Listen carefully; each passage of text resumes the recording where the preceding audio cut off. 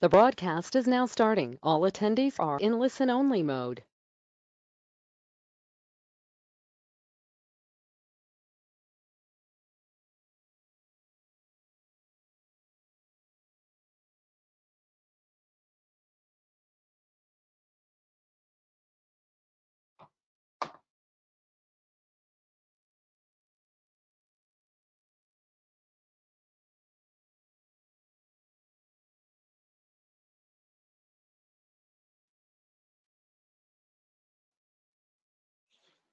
Good morning, everybody. We'll just give it a moment for a few more attendees to join, and then we'll make a start.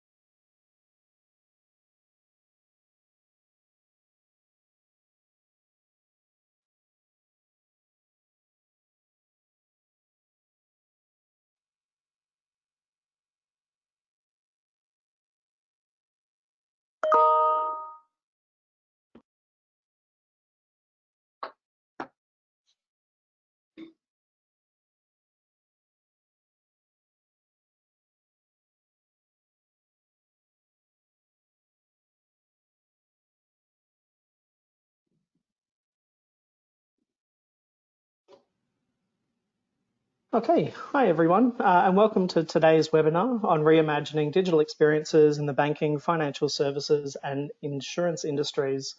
Thank you for joining us today. My name is Benjamin Lingard, and I'm a partner and the head of Intelligent Automation at Reveal Group. We decided to run today's webinar following several recent conversations with our clients who have looked to us for advice on how they can best leverage automation to determine seamless and deliver seamless customer experiences, especially in the context of an industry with complexities like regulation and compliance, ever-changing customer needs, and increasingly global customer footprints. So in today's webinar, we thought we could address these challenges by first talking about some of the trends in BFSI, and in particular where intelligent automation has already been successfully applied. We'll also present how intelligent automation coupled with conversational AI can transform digital experiences for customers. And finally, we'll offer some practical tips on how to get started and sustainably grow your programs. I'm thrilled to be joined today by colleagues from Blue Prism and 24/7 AI, and wish to start by introducing Satish Shenoy. Satish is a director in Blue Prism's Technology Alliance Partner Sales. As many of you know, Blue Prism is an industry pioneering robotic process automation provider, having coined the term RPA back in 2012.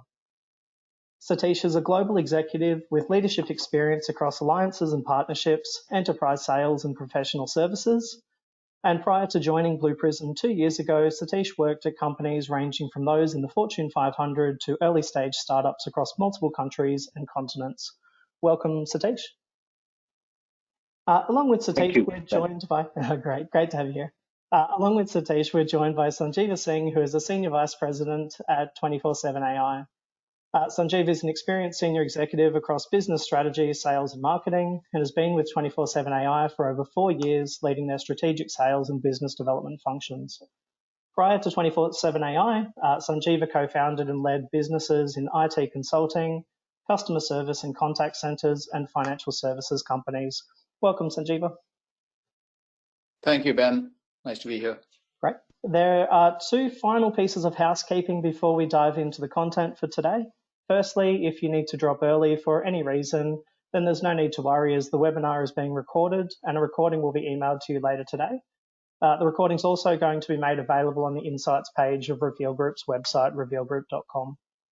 And finally, if you have any questions throughout the webinar, feel free to enter these into the questions box in the GoToWebinar control panel. We'll try to allocate some time for Q&A towards the end of our session. Okay, now all the formalities are out of the way. Let me hand it over to Satish to get us started. Over to you, Satish. Thank you, Ben. Thank you very much. I'll start by talking a little bit about the financial services industry. As we all know, with COVID, there has been a lot of change in pretty much every industry, and the financial services industry is not really different. in that sense. Like most high growth industries, the three foundational elements for the financial services industry has been growth, efficiency, and especially compliance. Growth, of course, in terms of driving revenues, but also reducing churn and improving customer experience with differentiated services in line with the changing expectations of their customers, primarily the millennials that have been driving a lot of the change in expectations. Efficiency, in terms of reducing the cost to serve those customers and increasing productivity for their own employees. And then doing so in terms of compliance to the law and regulations, monitoring and maintaining both bank and customer compliance. The five pillars that are supporting these foundational elements are the levers that are driving change in the industry. So you see those levers up on the chart: cost reduction, digital customer experience, intelligent customer journeys, risk and fraud, and regulatory compliance. What we'll do over the next few minutes here is to talk about how these priorities have changed with COVID, and how can intelligent automation really help in supporting these financial services companies as we go through these changes. And I'm trying to move the chart. There we go. All right.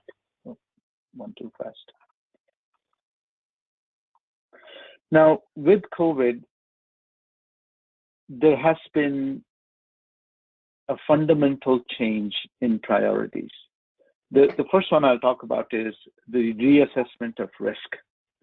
A lot of financial services companies had put significant effort into setting up offshoring operations and the like. With COVID, there has been recognition that that alone might not be enough, and maybe just having a global delivery and outsourcing model may not be optimal. There's more needed. There has been a significant increase in loan application, which means an increase in bad debt and bankruptcy, and an increased risk in fraud. Also, the uncertainty of staff availability. I mean, we have seen this time and again, especially during and after COVID, that the staff availability could be questionable in certain countries or in certain parts of the world. And so, especially if further lockdowns occurs, this can be a problem that gets worse. And in terms of digital customer experience, there's been a recognition, especially post-COVID, that the move to digital has been too slow. And it is clear that digital transformation is one thing that has been accelerated by COVID. Now, clearly, banks will have to reduce costs, like pretty much any business out there, to maintain healthy loan-to-deposit ratios. All this while maintaining compliance to the regulatory needs. Now, banking and financial services have always been aggressive in terms of adopting digital transformation, but we are enduring uncertain times, and no one even knows what the new normal will be. I mean, clearly it will be about the ability to not just react in real time, but respond in a way to ensure that customers are cared for. What we feel is that in this new reality, the winners will continue to adapt with speed and agility to a market with little inherent certainty, and intelligent automation is one answer that will help our customers and partners drive the ability to respond. Now let's look at a few sectors or subsectors within financial services and how intelligent automation has the potential to truly help transform each of these subsectors. As we all know, and those of you that are familiar with Blue Prism, the financial services sector is one of the most important sectors for us at Blue Prism, because the majority of our customers are from that sector, and as well for our partners here, Reveal and 24/7 AI. Now, what this picture shows are the various subsectors where intelligent automation has made an impact and continues to do so. We have, as you can see at the right side of the chart here, we have rated each of the use cases and impacts here as blue, gray, and orange to kind of tell you this is the kind of impact we can make, both from a automation standpoint, but more importantly, with regard to business outcomes. Let me take a couple examples from this chart to illustrate my point. Under lending, take loan processing, for example. With COVID, there was a deluge of loan applications, primarily around PPP, that arrived at the banks, and banks were under, fair to say, underwater in a lot of ways, because these applications kept coming faster and faster at them. And a lot of the banks reached out to us asking for help around processing these loan applications using intelligent automation. And when we stepped up, not only did these banks be able to process the loan application, but think about the impact it has. Some business that desperately needed access to those funds was able to survive when COVID hit, and continues to do so, and then has thrived from there on. Take insurance, for example. One big area of impact for us is claims processing, underwriting, collateral monitoring, and so on. I mean, there is significant impact end to end. So if you take claims processing, for example, there's significant impact around how the policies are serviced, and if there are any policy issues, how they're resolved quickly using intelligent automation. Now, finally, I want to bring this back to where we started. We started with the three foundational elements of growing revenues, increasing efficiency, speed and convenience, and addressing compliance and risk. And this partnership that we have today can really truly deliver against those three foundational elements that every banking financial services company is looking for. Some of the ways we'll do this, if you look at the growing revenue aspect, it's growing that digital revenue mix in significant ways by using intelligent automation, increasing customer retention and cross-sell and upsell, and also impacting customer sat and NPS so that you can drive better customer retention. Now, in terms of efficiency, speed, and convenience, we at Blue Prism, and I can speak for 24/7 AI as a partner, we have truly impacted both the front office, more so with 24/7 AI, and then the back office also with Blue Prism. Blue Prism started in the back office and is moving towards the front office in terms of delivering against attended automation, leveraging attended automation. And 24/7 AI has truly delivered in the front office. So we are connecting the two to deliver against these goals of driving better efficiency, speed, and convenience by seamlessly enabling customer onboarding, or truly helping that agent perform better from a productivity standpoint, and reducing cost to serve by up to 40%. Now, in terms of the last foundational element, which is compliance and risk, we are enabling consistent interaction across channels. Leveraging this partnership, we are able to figure out what the customer intent is. We are able to be proactive, increase opportunities for self-service, but also make sure that we are in compliance with all the regulations and rules while doing so. At this point, I'm going to hand it over to Sanjeeva from 24/7 AI to take us through the next part of the presentation. Sanjeeva? Thanks, Satish. This is Sanjeeva Singh from 24/7.ai. Nice to talk to you all. So what I will do here is that I will take the content and context that Ben and Satish provided, and use that to show through some examples how and what it looks like in the real world. We all know that customers of today, and increasingly, in fact, customers of yesterday as well, I can say, are mobile first for sure, if not mobile only. even for the most of their financial services needs that all of the audience here caters to. And we also know that they don't want to talk to anyone at the bank for anything, on the convenience of engaging at their choice of time, channel, and device. So how do you provide that capability? And in the backdrop of constraints that entire BFSI segment that's going through today, be it COVID, be it interest rate regime and all that, that's putting pressure on profitability and all of that. How do you make sure that you can provide that kind of experience with the constraints in terms of funding for these initiatives, resources, technology, backend systems and the inflexibility, and time, among others, because as you know that new fintechs are coming in and with none of those constraints are building an experience from the ground up for the digital world. And this is where we come in. And when I say we mean a combination of three of the parties that you see here. It's our conversational AI as customer engagement platform, as you call virtual agent in today's industry parlance. Blue Prism's RPA solution, the digital worker, and of course reveals domain knowledge and consulting expertise.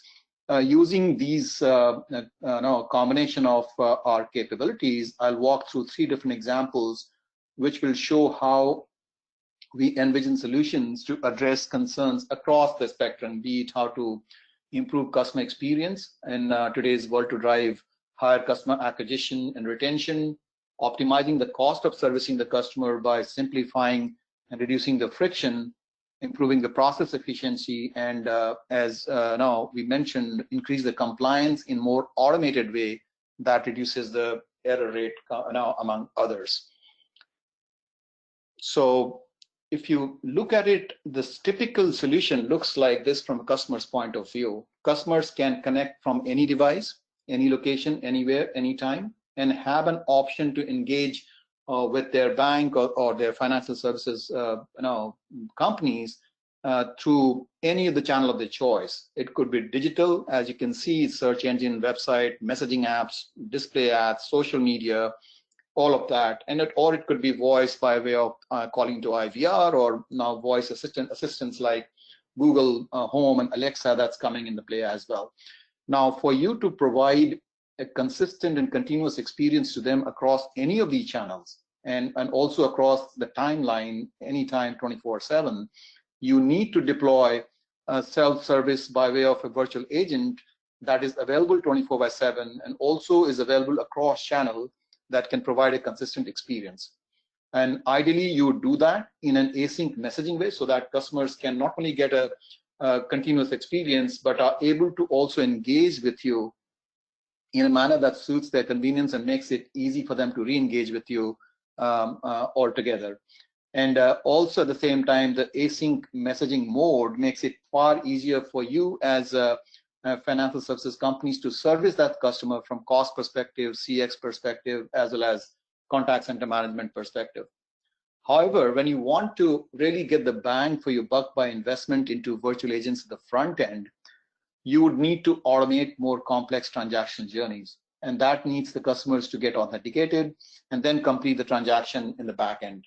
And to enable you to do that, obviously that means integration with the backend systems where the actual data and applications and all of that resides.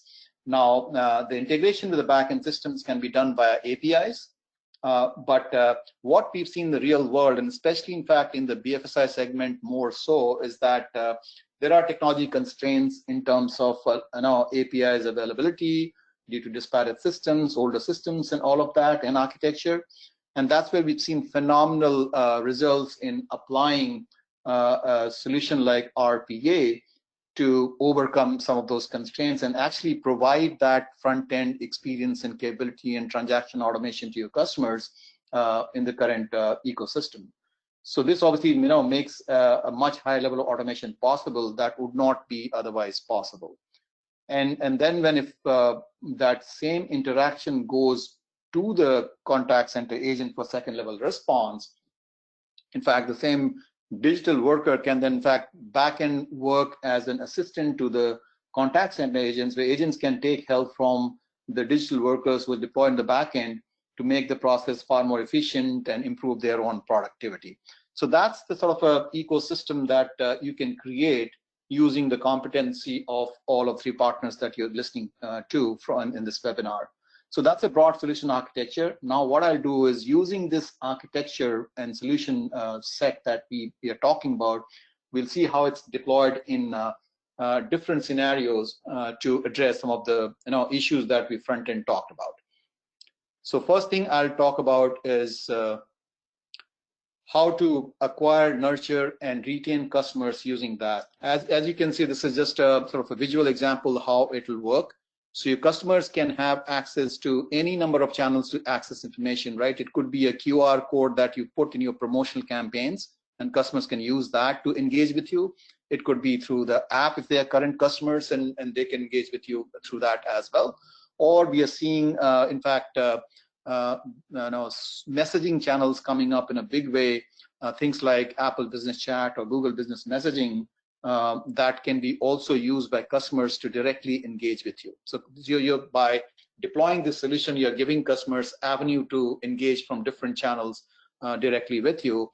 And when customer chooses a particular promotional offer or wants to engage with you, he starts engaging with the virtual agent directly, and in a messaging way that goes back and forth between the customer and your systems to make sure that he gets the experience, or he gets the access and all the information that he needs to buy that product or subscribe to that service right then and there.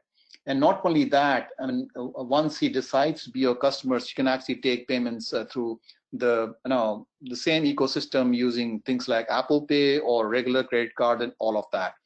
And once he becomes a customer, you can actually use the same solution set to engage with them on a regular basis, and that they can pretty much transact most of the things through the virtual agent and solution that you build for them.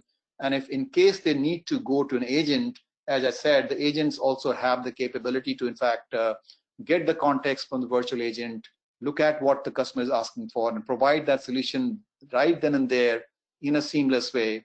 And in the back end, agents have the digital workers working for them to increase the process efficiency and reduce the time that it takes for agents to respond to the customer request. So this is where you have digital worker robots aggregating and presenting data from disparate systems in the back end, and that gets in fact used by the front end conversational AI to provide an end-to-end solution to your customers. And again, this can be deployed, as I said, across any of this: Apple Business Chat, Google Business Messaging, Facebook, WhatsApp, and all of that all together. So that's one example that I talked about. Next one is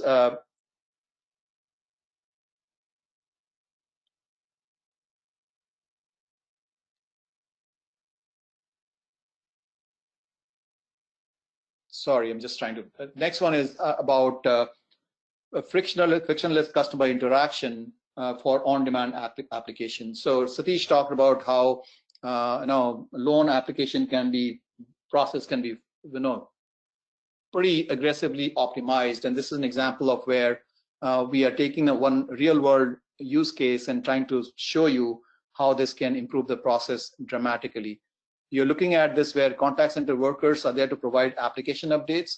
The customer calls the bank, and the worker looks up the information across multiple systems, collects the data, collates the data, and then reports back to the customer. We've seen this process take about 20 minutes of customers' time as well as agents' time, and often requires, in fact, customers following up as an update because agents don't have access to the information right then and there with them to provide that itself. So that's the background that you have currently.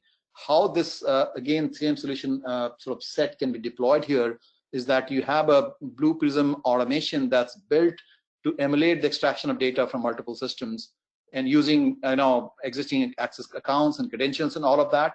And that particular capability, once you build that, that can be surfaced through the chatbot solution in the bank's online banking portal. So that enables the customer to, in fact, use your online banking portal to get the details that he was not able to get before because it needed someone to actually collect data from different aspects of systems, provide that information to him. So you automate it that way, and that obviously overall cuts down turnaround time for customer inquiries. Customers don't have to be on the call for a long time. Agents can provide that information quickly as well to the customers, and overall there's a phenomenal improvement in the efficiency of the process, and friction goes down dramatically. Now, what that looks like is that you have a customer which lodges a request in their online banking portal. Chatbot receives the request, understands the intent of the customer, what it is all about, and then engages with him or her in a conversational fashion to make sure that they are getting the request right. And then chatbot or virtual agent identifies that and gathers the required information, which in the backend actually RPA bot that's working in the backend is providing that information to the chatbot. Then the chatbot takes that information that RPA bot has provided and relays it back to the customer, and then customer can ask another question. Again, the conversational AI comes into play, retains the context and content of the conversation, and make sure that this end-to-end solution is provided in a seamless fashion to your customers. What we've seen, in fact, is that the process that used to take 20 minutes before gotten down to 3 minutes, doing all of these transactions in an automated way. So that's an example of fully automating the transaction. The next example, then the last example that I'll provide, is how this can be done not only in terms of your virtual agent, but also by the agents directly, contact center agents as well. So if you look at it, again, I'm taking a process background. That is a use case where, due to COVID stress, we saw a lot of banks getting barrage of calls and requests for charge reversals, late payment fee waiver, deferral of EMIs, reduction in interest rates, and loan restructuring, and all of that. In a normal scenario, agent would look at historical payment patterns and past reversals, and then make decisions and provide that information. We saw in the contact center getting really deluged with calls around this time because of the stress. Now, a solution in this kind of situation would be where an unattended automation is delivered, as I said in the previous use case itself, whereby the online bot or virtual agent can take the input request and deliver all of that simpler sort of decision tree based decisions, and provide that resolution to the customer right then and there by using, again, the digital workers in the back end to get that information for that customer. Or if the customer is going to go to the contact center directly, then again, an attended automation solution is delivered, whereby a digital worker built on BP platform can assist the agent in reducing the effort that it takes for the agent to get information from various systems and backend processes and provide that to the customers directly. So both of these, again, unattended automation through the chatbot, or attended automation through the contact center agents, can again dramatically reduce the overall the time that it takes to process that particular request. And also, in fact, very importantly, it also cuts down on any errors that you can have from compliance perspective as well. And we've seen phenomenal results on that also. So those are the examples that I want to just talk about to show you how we've seen this getting deployed in the real world and how they can solve the problems. With that, I'll pass it over to Ben. Great, thank you very much, Sanjeeva. So as you heard Sanjeeva give those examples, you can see really the power that 24/7 AI can bring to that front-end type channel. A lot of the clients that we have achieved tremendous success in the back offices. They've automated many processes, achieved a lot of value, but they've really struggled to move into the front office and become customer facing. And this actually gives that pathway to those customers to start looking at processes from a customer experience perspective, and to really start to reimagine what those processes can look like in an end-to-end type capacity and add some true value to the organization. So I wanted to just reiterate, I guess, what Sanjeeva was saying, more from a technology stack perspective. So this is the kind of end-to-end that we've been speaking about here. At the very top of this diagram, you've got all of the different customer channels, and there's many, many more that customers use to interact with organizations. But mobile first is quite a theme that is quite prevalent at the moment. You've still got traditional channels around IVR and calling into contact centers, different websites, although they're accessed on all of the different devices and so on. And really where 24/7 AI comes into this is it's that whole kind of orchestration layer. So it provides that consistent messaging to customers irrespective of the channel that they come in on. It looks at things like customer intent. And what it's able to do is really collect a lot of the information that's needed as an input into our automations. So you've still got your Blue Prism digital workers that are really that integration layer with your core platforms. But this whole kind of thread allows you to put a customer-facing front end onto your processes and then stitch that using Blue Prism digital workers interacting with your legacy systems. And those legacy systems can be all of the same ones that you use today in terms of automating and interacting with. Typically, it's CRMs, it's things like core banking platforms. It could be third-party applications as well if it needs to interact with some of those. But really, that's the whole kind of flow here from top to bottom, and then all the way once it retrieves the information from the systems of records all the way back through Blue Prism and then to the client or the customer through the engagement cloud, which is the 24/7 AI. So you'll see in all of the different examples, it's really just passing it amongst these different layers of the tech stack. To bring that to life a little bit more, we have a very short video to show and demonstrate what it is we're talking about, what it looks like from a real world perspective. To set the context here, it's probably one that we've all done before, which is we've got a client or a customer that's looking to trial an HBO subscription. So HBO is offering a 2-week trial for customers in the US that haven't already asked for a subscription or haven't already asked for a trial before. So you can see that there's different business rules that both the conversational AI can check and then hand off to the Blue Prism digital worker to actually retrieve that information from different systems and make a judgment call and then return the result back to the client that's asking the inquiry in the first place. So let's go through the video.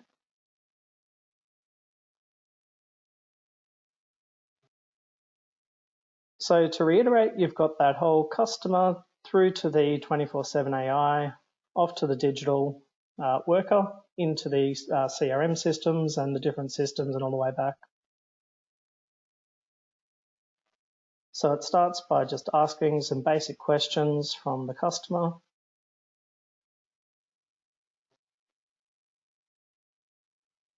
It'll then use that information that the customer provides and pass that information off to the Blue Prism digital worker who will do all of the transacting behind the scenes here. So this is Blue Prism. So the first thing it's doing, it's launching the different systems that it needs to make the decision. You've got Salesforce as the CRM in this example, as well as a different application to check whether or not the person's already received a trial before.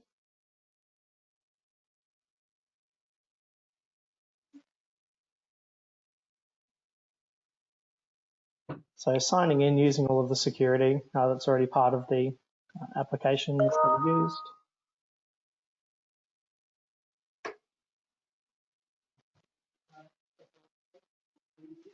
And then once it locates or searches for the customer, it can start to use that information from those systems to make a decision on whether or not the person is eligible for this trial.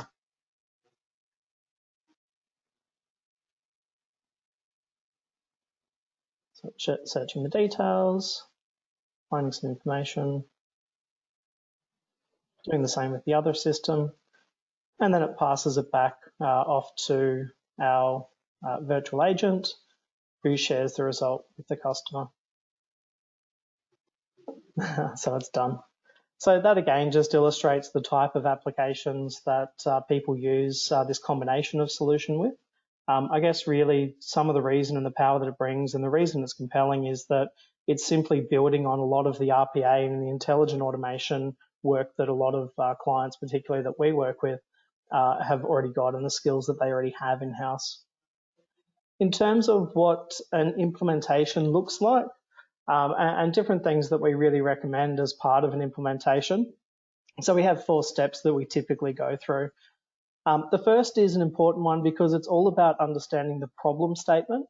One of the things that we really encourage clients to do is to start with the problem that we're trying to resolve, rather than start with the technology and looking for all of the different things where the technology can be applied across the organization. So by starting really with the problem first and really defining what the problem statement is, then we can very clearly show whether or not the solution that we're building is able to address that problem.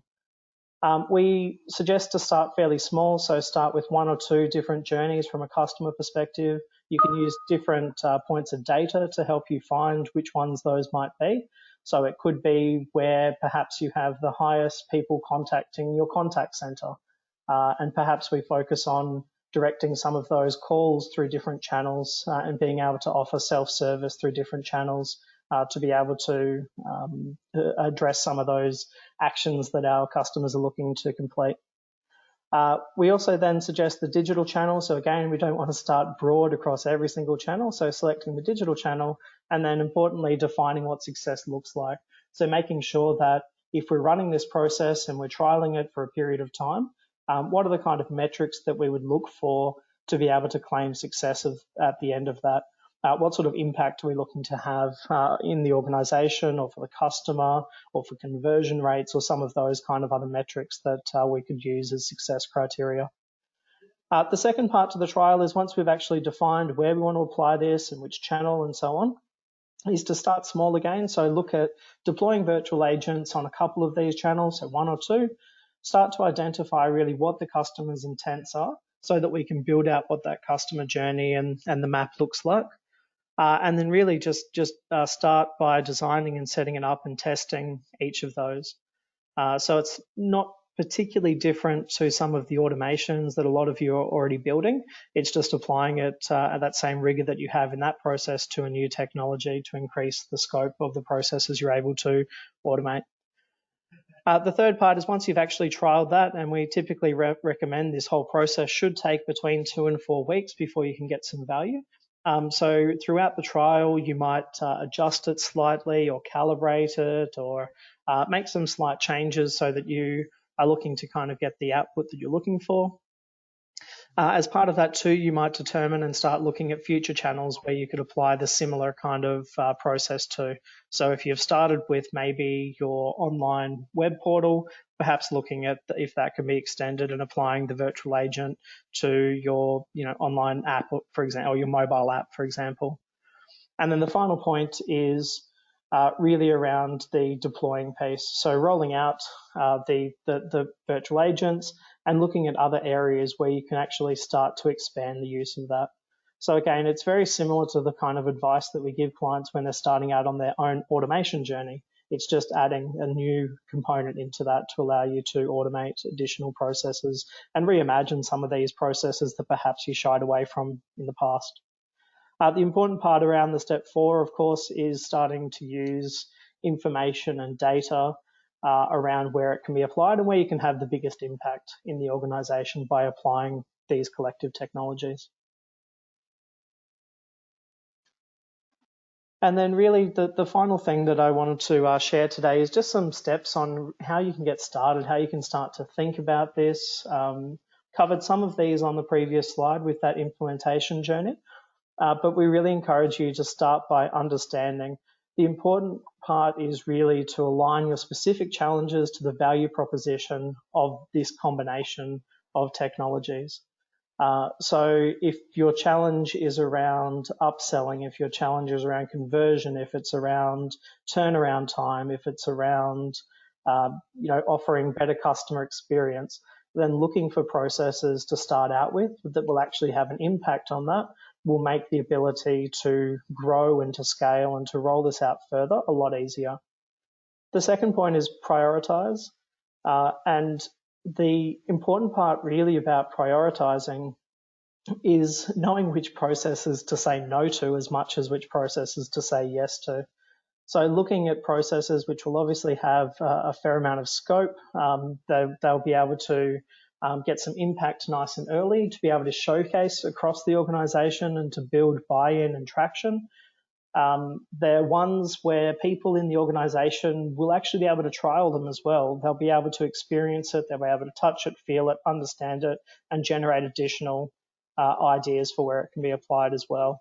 But really, if we start by delivering value, then it makes it a lot easier to do the next process, then the next process, and so on. It really proves itself early on. So we prioritize those kind of processes to be some of the early ones that we deliver. And then the next two really couple together. So start small, but think big. We encourage people to start small. We spoke a little bit earlier around some of the regulatory and the risk and the compliance type aspects within the financial services industry. And similarly, we encourage you to start small where if you do need to course correct, if there's some challenges in getting things set up, then that doesn't have a big impact from a risk perspective, but it has a big impact from a client perspective or from a value perspective.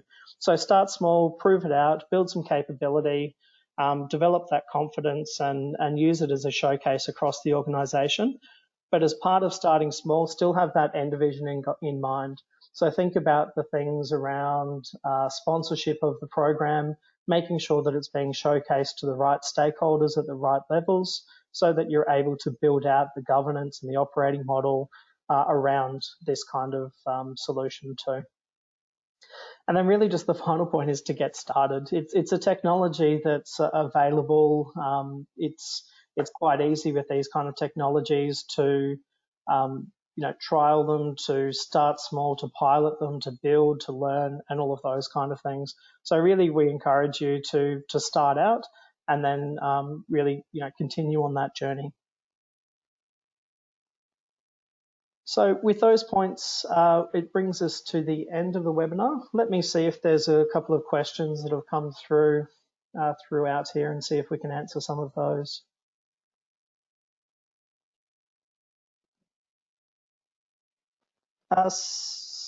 So Sanjeeva, I think there's probably one here that might be worthwhile you answering. It talks about the capability required with this conversational AI platform. So the question is whether or not that capability is able to be done and built internally, or whether or not it has to be something that they engage someone externally to bring this technology to them.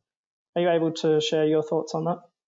Yeah, no, that's a good question, and the answer is yes. It can be done by you as well. When I mean you, it's a customer, or you can. So this is a platform that you get. You have all the ability to build the bot, a virtual agent, whether no, it's an FAQ bot that just simply answers based, content based, or transactional bot that basically takes the backend connectivity and journeys and all of that. So you have all the tools on the platform to build it yourself, or you can deploy a consulting company to do that for you.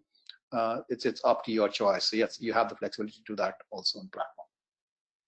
Great, thank you very much. There's another one here. So it says, could you talk about some of the benefits other than cost? Satish, did you want to talk, maybe start by answering that one? Sure, and the context is just around the complete solution. Is that the context? So I think probably to add context, a lot of the organizations that we work with, their RPA programs are primarily focused on cost. So I think the person's wanting to know the other kind of things or success measures, I'd say. Yeah, so I would say the biggest one that comes to mind is improving both customer experience and that agent experience, right? As you pointed out, Ben, in the past, a lot of RPA has focused on the back office, but we are seeing more and more cases now in the front office, working alongside and complementing and enhancing customer experience by working with partners like 24/7 AI, where we can provide better, more deeper self-service or containment, things like containment, which means the virtual agent can handle more transactions and go deeper because they're able to access the backend systems using Blue Prism's digital workers. So the big one I would say is beyond cost. It's actually about the customer experience and improving that customer experience significantly, whether it is through leveraging more self-service and meeting customers in the device, in the channel of their choice. And that's one, but also in terms of reducing average handle times, for example, for any kind of transaction, whether it's email, chat, voice, or so on. Right. So that's what I would highlight as beyond just cost focus. We've seen this across the board. Yep. And I think just to add as well, so or to echo, certainly customer satisfaction and improved turnaround time, conversion rates, all of those kind of things, in addition to cost, are really drivers for clients that we've seen wanting to move into this space. It also, I was going to add one thing that came to mind, right? Because you're improving customer experience, of course, you're going to impact customer retention and hence drive better cross-sell, upsell. So it has a top-line impact, not just, we're not always talking about, the cost angle, but we're also saying, listen, by improving customer experience, you're also improving customer retention and cross-sell, upsell. I just wanted to add that. Go ahead. Definitely, I think it's a really good point, and I appreciate that. Okay, in the interest of time, I think we'll wrap up the webinar for today. So I'd like to again thank Satish and thank Sanjeeva for joining us and sharing your insights and your perspectives and answering a couple of questions there. Also, thanks to everybody else who's joined as well. We really appreciate you listening in today. If you do have any further questions, or if you want to learn more or have anything that you want to follow up and provide feedback, then our details are shown here on the slide. Otherwise, enjoy the rest of your day and take care. Thank you very much. Thanks everyone. Thanks, Ben. Thank you all. Sanjeeva. Yeah, cheers.